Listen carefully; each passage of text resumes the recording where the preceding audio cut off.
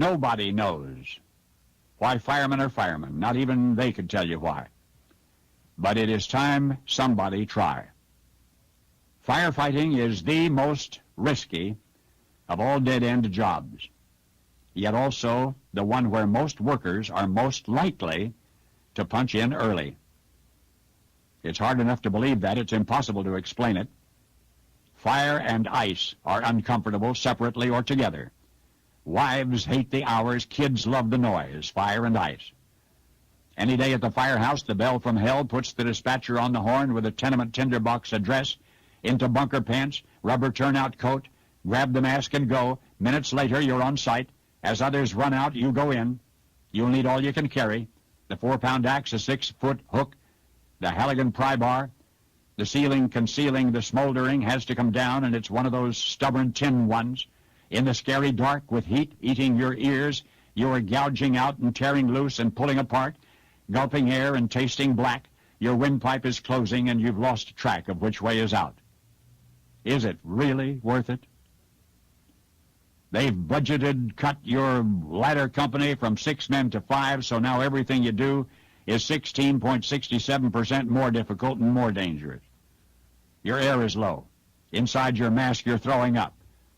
There's a searing ember down your neck, torn gloves exposed, a smashed hand, so you emerge from the Holocaust hugging with your elbows somebody's singed kitten. You've had minutes of exhilaration on the bouncing rear mount of a screaming 100-foot sea grave, hours of using all you've learned and learning more. Now you're back at the station house, and you've unstuffed your nostrils with soapy fingers. You can almost breathe again. Next come the tedious hours as you and Brillo gang up on grimy tools. The cleanup crew at the firehouse is you. When windows need washing and toilets need cleaning and floors need mopping and beds need making, you do it. Fire and ice. They both go with the job. And then there's that night another engine company gets there first. You see this wet-eared rookie hot-dogging ahead. His academy boots are still shiny. You lose him inside the crackling dark. You forget about him until your helmet warning bell says, "Get out." The battalion chief is calling you off. You get out. The other guy didn't.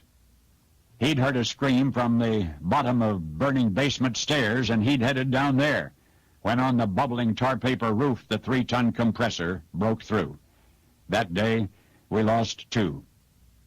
Oh, yes, firemen cry, but only briefly, because now comes the inevitable and ever more paperwork just in case OSHA complains or somebody sues. Is it worth it? Your B crew pumper swapped his day shift so some family guy could be home for his kid's birthday, and then outbound toward a false alarm, your buddy gets blindsided by a hot rod driven by a drunk, fire and ice. The intercom barks again. This time it's a warehouse, a big, fat, multiple blaze, probably torched. On-site engine men draped with icicles, dragging a 3-quarter pre-connect froze hose, are waiting for your big line. Laddermen can't make the building without you. Search, rescue, ventilate. Eventually it's over and out.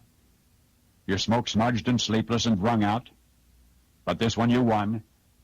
Behind graffiti-fouled walls you saved what you could, but the raging blaze that wanted to consume adjacent buildings did not, because you were there.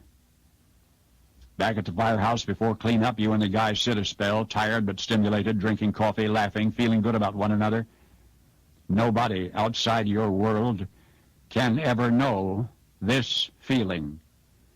In any other uniform, you get streets named after you for killing people. In this one, you risk your life to save people until one day you run out of chances, and at one final fire, either you buy it or you don't. If you don't, it's only eventually to be brushed off with a puny pension.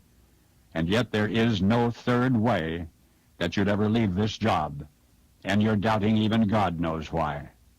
You're out of the shower now. Most of the grime and some of the cynicism are down the drain when you hear a strangely familiar voice saying, "It is worth it. It is worth it." And you're hearing this voice, and there's nobody there but you. It's a quiet voice from nowhere saying, "For salvaging things and people from flames, I have to rely on your hands."